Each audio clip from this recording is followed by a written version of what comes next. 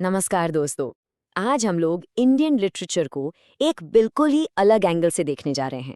देखिए, हम सब ने पोस्ट कॉलोनियलिज्म शब्द तो सुना ही है ना? पर सवाल ये है कि क्या ये एक शब्द हमारे साहित्य की पूरी गहराई को समेट सकता है?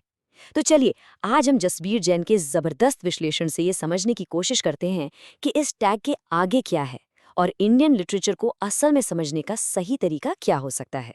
तो ये हैं जसबीर जैन, भारत की एक बहुत ही जानी मानी और सम्मानित लिटरेरी क्रिटिक।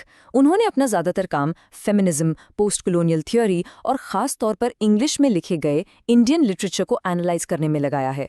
अगर आप इंडियन लिटरेचर के स्टूडेंट हैं तो यकीन मानिए इनके आइडियाज़ को समझना आपके लिए गेम चेंजर हो सकता है। तो आज के इस सफ़र में हम क्या क्या कवर करने वाले हैं फटाफट देख लेते हैं।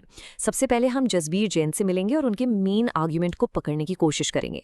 फिर हम उस बड़ी प्रॉब्लम को समझेंगे, यानी ये पोस्ट कॉलोनियल वाला लेबल इतना प्रॉब्लमैटिक क्यों है। उसके बाद हम उनके दिए गए alternative from personal to political को डीकोड करेंगे। फिर देखेंगे कि नॉवेल्स का इसमें क्या रोल है, और आखिर में आपके लिए, आपकी स्टडीज के लिए जो सबसे ज़रूरी बातें हैं उन्हें समेटेंगे। तो चलिए शुरू करते हैं जसबीर जैन के सबसे कोर विचार से। उनका मेन पॉइंट, उनका जो मूल तर्क है, वो बहुत सीधा और साफ है। हमें इंडियन लिटरेचर को किसी वेस्टर्न थ्योरी के चश्मे से नहीं देखना चाहिए, बल्कि हमें इसे इसकी अपनी ज़मीन, इसकी अपनी संस्कृति और इसकी अपनी शर्तों पर समझना होगा। और इसी सोच को वो एक नाम देती हैं, एक्टिव इंटेलेक्चुअलिज्म, यानी सक्रिय बौद्धिकता। ये है क्या? ये असल में एक कॉल है, एक पुकार है हमारे राइटर्स और क्रिटिक्स के लिए। वो कहती हैं कि भाई, पश्चिम से उधार ली हुई थ्योरीज पर टिके रहने के बजाय अपने समाज की, अपनी गलियों की, अपने लोगों की असली चिंताओं से जुड़ो। मतलब अपनी जड़ों से जुड़ी हुई सोच पैदा करो। अच्छा, तो अब आते हैं मेन मुद्दे पर, वो प्रॉब्लम जिस पर जैन उंगली रखती हैं। ये जो पोस्ट कॉलोनियल का लेबल है जो इतना पॉपुलर है, आखिर इसमें दिक्कत क्या है? ये क्यों हमारे लिटरेचर को एक छोटे से बक्से में बंद कर देता है और उसकी पूरी तस्वीर नहीं दिखा पाता? चलिए समझते हैं। देखिए, पोस्ट कॉलोनियलिज्म का जो पूरा खेल है ना, वो इस बाइनरी पर टिका है। एक तरफ है कॉलोनाइजर यानी अंग्रेज शासक, और दूसरी तरफ है हम, कॉलोनाइज्ड। जेन कहती हैं कि इस फ्रेमवर्क में प्रॉब्लम ये है कि कहानी हमेशा कॉलोनाइजर ही लिखता है। वो इतिहास का सेंटर बन जाता है और हम सिर्फ मार्जिन पर, हाशिए पर खड़े होकर उसकी कहानी पर रिएक्ट करते रहते हैं। हमारी पहचान हमेशा उनसे ही तय होती है, कभी आज़ाद होकर नहीं। तो जैन की जो आलोचना है, उसके कुछ बड़े पॉइंट्स क्या हैं? पहला, कि ये एक बहुत ही तंग नजरिया है जो सिर्फ और सिर्फ ब्रिटिश एम्पायर पर फोकस करता है। दूसरा, ये हमारी हजारों साल पुरानी जो साहित्यिक परंपराएं हैं, हमारी जो लोक कथाएं हैं, उन्हें बिल्कुल मिटा देता है। तीसरा, ये हमारे देश के अंदर के मुद्दों को, जैसे जाति, लिंग, धर्म, इनको पूरी तरह इग्नोर कर देता है। और सबसे बड़ी बात, ये हमारे लिटरेचर को हमेशा के लिए हमारे कॉलोनियल अतीत से बांध कर रख देता है। और देखिए, इस बात को समझाने के लिए वो एक ज़बरदस्त बात कहती हैं। वो कहती हैं कि जब तक हम पोस्ट कॉलोनियलिज्म के बीच में वो हाइफन यानी माइनस लगाते रहेंगे, हम दिमागी तौर पर उस कॉलोनियल अतीत से बंधे रहेंगे। उस हाइफन को हटाना, उसके आगे बढ़ना, असल में अपनी पहचान को, अपनी अस्मिता को वापस पाने जैसा है। ये एक तरह की बौद्धिक आज़ादी का ऐलान है। तो सवाल उठता है, अगर पोस्ट कॉलोनियलिज्म नहीं तो फिर क्या?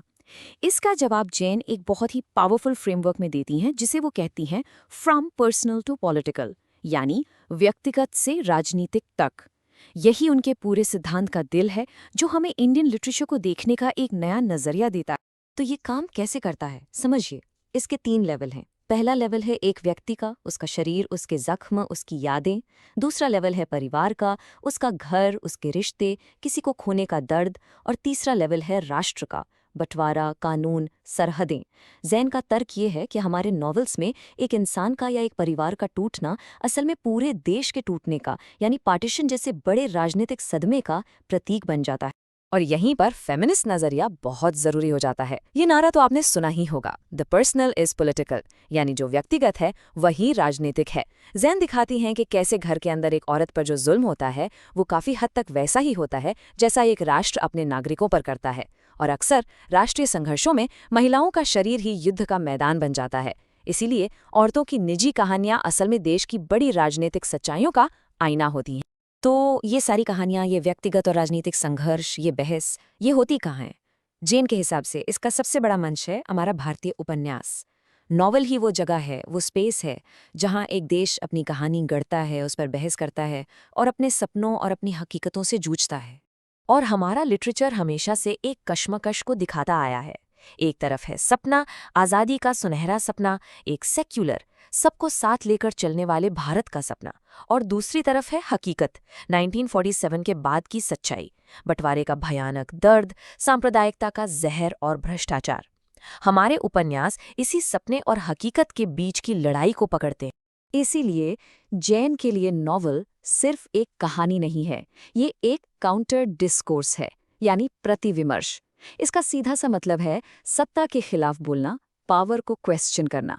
लिटरेचर सिर्फ वो इतिहास नहीं बताता जो सरकारें हमें बताना चाहती हैं, बल्कि ये उस ऑफिशियल कहानी पर सवाल उठाता है, उसे चुनौती देता है और हमें सोचने पर मजबूर करता है। चलिए अब फटाफट से सब कुछ समेट लेते हैं। ये वो बातें हैं जो आपको अपनी पढ़ाई के लिए, अपने एग्जाम्स के लिए बिल्कुल याद रखनी है, तो इस हिस्से पर खास ध्यान दीजिएगा। तो सबसे पहले और सबसे ज़रूरी बात जो आपको याद रखनी है, वो है ये वैचारिक बदलाव, ये क्रिटिकल शिफ्ट। जसबीर जैन हमें एम्पायर सेंट्रिक यानी साम्राज्य केंद्रित सोच से हटाकर नेशन सेंट्रिक यानी राष्ट्र केंद्रित सोच की तरफ ले जाती हैं। मतलब फोकस अब एम्पायर पर नहीं, बल्कि हमारे अपने राष्ट्र, हमारी अपनी संस्कृति और हमारी अपनी जड़ों पर होना चाहिए। और हाँ, ये रहे आपके एग्जाम के लिए कुछ मैजिक वर्ड्स, कुछ कीवर्ड्स। इन्हें तो आप गांठ बांध लीजिए। रेजिस्टेंस यानी प्रतिरोध, इंडिजिनस रूट्स यानी स्वदेशी जड़ें, पार्टीशन ट्रॉमा यानी बंटवारे का आघात, नेशन बिल्डिंग यानी राष्ट्र निर्माण, काउंटर डिस्कोर्स यानी प्रतिविमर्श, और सबसे जरूरी तो पर्सनल इज पॉलिटिकल। ये कॉन्सेप्ट्स जसबीर जैन के काम को समझने की चाबी है। तो इस पूरी बातचीत के आखिर में हम आपके लिए एक सवाल छोड़कर जा रहे हैं। जरा सोचिए, अगर पोस्ट कॉलोनियल नहीं, तो फिर वो कौन सा एक शब्द हो सकता है जो आज की हमारी मॉडर्न इंडियन आइडेंटिटी को सही मायने में बयां करता है? इस पर सोचिएगा जरूर। अगर आपको ये एक्सप्लेनर पसंद आया तो ऐसे ही और कंटेंट के लिए सब्सक्राइब जरूर करें। धन्यवाद।